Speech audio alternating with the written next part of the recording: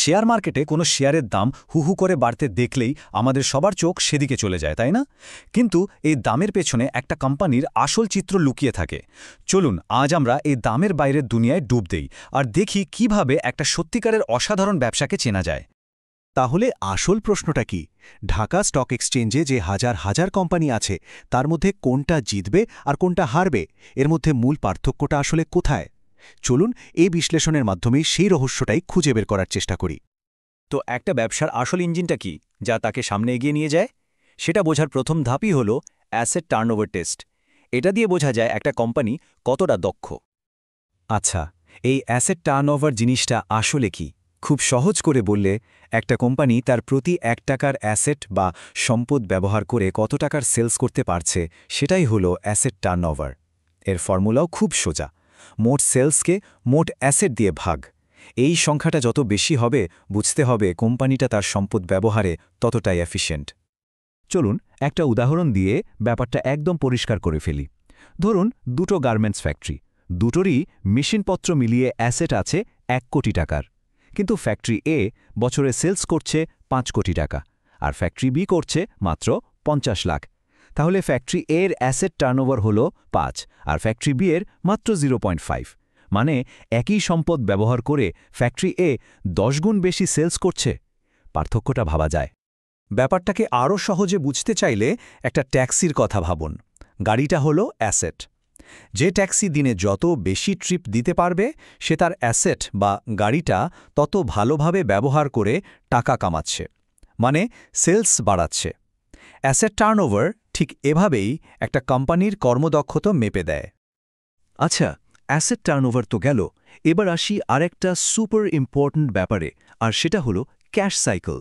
মানে একটা কোম্পানি তার নগদ টাকা কিভাবে সামলায়, সেটা তার সুস্থ থাকার জন্য খুবই জরুরি।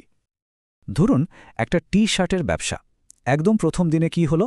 কাঁচামাল কেনার জন্য সাপ্লায়ারকে টাকা দিতে হলো, মানে ক্যাশ আউট। ১০ দিনের মাথায় টি-শার্ট তৈরি হলো, আর ৩০ দিনের মাথায় গিয়ে সেই টি-শার্ট বিক্রি করে কাস্টমারের কাছ থেকে টাকা পাওয়া গেল। তার মানে এই ব্যবসার টাকাটা পুরো ৩০ দিনের জন্য আটকে ছিল। এটাই হলো ৩০ দিনের ক্যাশ সাইকেল। আর এখানেই কিন্তু একটা সাধারণ ব্যবসা আর একটা অসাধারণ ব্যবসার মধ্যে আসল খেলাটা শুরু হয়। একটা সাধারণ ব্যবসা ৩০ দিন পর টাকা পায়, কিন্তু একটা সেরা ব্যবসা দেখুন কি করে। তারা কাস্টমারের কাছ থেকে মাত্র ৭ দিনে টাকা নিয়ে আসে, কিন্তু তাদের সাপ্লায়ারকে টাকা দেয় ৪০ দিন পরে। ফলাফল, তাদের ক্যাশ সাইকেল -৩৩ দিন। এর মানে হলো তারা ব্যবসা চালানোর জন্য নিজেদের পকেটের টাকার বদলে সাপ্লায়ারের টাকা প্রায় ১ মাস ধরে ব্যবহার করছে। এটা তো বিশাল একটা সুবিধা। তো এতক্ষণ আমরা যে দুটো বিষয় নিয়ে কথা বললাম, অ্যাসেট টার্নওভার আর ক্যাশ সাইকেল, চলুন এবার দুটোকে একসাথে মিলিয়ে দেখি একটা ভালো আর একটা খারাপ কোম্পানির চিত্রটা কেমন দাঁড়ায়। পার্থক্যটা একবার দেখুন, অবিশ্বাস্য। একটা শক্তিশালী কোম্পানির অ্যাসেট টার্নওভার 2.2 আর ক্যাশ সাইকেল -52 দিন। মানে কোম্পানিটা এতই দক্ষ যে ব্যবসা করার জন্য তার নিজের টাকার দরকারই হয় না, উল্টো 52 দিন আগে থেকেই টাকা তার হাতে চলে আসে। আর অন্যদিকে দেখুন একটা স্ট্রাগলিং কোম্পানির অ্যাসেট টার্নওভার মাত্র 0.2, আর তার টাকা ১ বছরেরও বেশি, প্রায় ৩৭০ দিন বাজারে আটকে আছে। চিন্তা করুন একবার, ১ বছর টাকা আটকে থাকা মানে কি? তো ব্যবসার আসল চিত্রটা তো বুঝলাম, কিন্তু আমরা সাধারণ বিনিয়োগকারীরা প্রায়ই কিছু ঘোষণায় খুব উত্তেজিত হয়ে পড়ি, যেগুলো আসলে কোম্পানির ভ্যালুতে তেমন কিছুই যোগ করে না। একটা কথা আছে, স্টক স্প্লিট হচ্ছে একটা ১০০০ টাকার নোটের বদলে দুটো ৫০০ টাকার নোট পাওয়ার মতো। আপনার হাতে কাগজের সংখ্যা বাড়ে, কিন্তু মোট টাকার পরিমাণ একই থাকে। ধরুন পুরো কোম্পানিটা একটা কেক আর এর ৪টা স্লাইস আছে। স্প্লিটের আগে আপনার কাছে যদি একটা শেয়ার থাকে, তার মানে আপনার কাছে পুরো কেকের ৪ ভাগের ১ ভাগ বা ২৫% আছে। এখন দেখুন কি হলো, 1:2 স্প্লিটের পর ওই একই কেককে ৮ টুকরো করা হলো। আপনার শেয়ার সংখ্যা দুটো হয়ে গেল, কিন্তু প্রতিটা টুকরো এখন মাত্র ১২.৫%। মোদ্দা কথা, আপনার মোট মালিকানা কিন্তু সেই ২৫%ই রয়ে গেল, কিছুই বাড়েনি। ঠিক একই রকম আরেকটা ব্যাপার হলো বোনাস ইস্যু। এখানে কোম্পানি তার জমানো টাকা বা রিজার্ভ থেকে শেয়ার হোল্ডারদেরকে ফ্রিতে আরও কিছু শেয়ার দেয়। মনে রাখতে হবে, কোম্পানিতে কিন্তু বাইরে থেকে একটা নতুন টাকাও আসছে না, এটা জাস্ট একটা হিসাবের মারপ্যাচ। এখানেও দেখুন একই গল্প। ১:১ বোনাস দেওয়ার আগে যদি ১০০টা শেয়ার থাকে আর প্রতি শেয়ারের বুক ভ্যালু হয় ৩০ টাকা, তাহলে বোনাসের পর শেয়ার সংখ্যা বেড়ে ২০০টা হয়ে যাবে।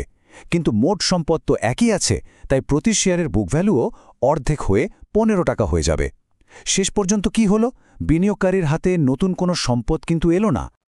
এত কিছুর পর একটা প্রশ্ন তো আসতেই পারে, তাহলে ঢাকা স্টক মার্কেটে কিছু শেয়ারের দাম এত বেশি কেন? এই যে ৫৭,০০০ টাকার মতো একটা বিশাল দাম দেখছেন, এটা কেন? কারণ হতে পারে এটা এমন একটা দারুণ কোম্পানির শেয়ার যারা বছরের পর বছর ধরে কোনো স্প্লিট বা বোনাস ইস্যু করেনি। তারা শুধু ব্যবসা করে গেছে আর মুনাফা জমিয়েছে। আর সেই জমানো মুনাফাই কিন্তু শেয়ারের দামে প্রতিফলিত হচ্ছে। এখানে অবাক হওয়ার কিছু নেই, এটাই হলো সত্যিকারের ভ্যালু ক্রিয়েশন।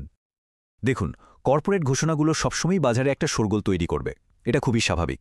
কিন্তু আসল প্রশ্নটা হলো, এই শোরগোলের আড়ালে কোম্পানির যে আসল গল্পটা আছে, আমরা কি সেটা শোনার চেষ্টা করছি, নাকি শুধু বাইরের চাকচিক্য দেখেই সিদ্ধান্ত নিচ্ছি?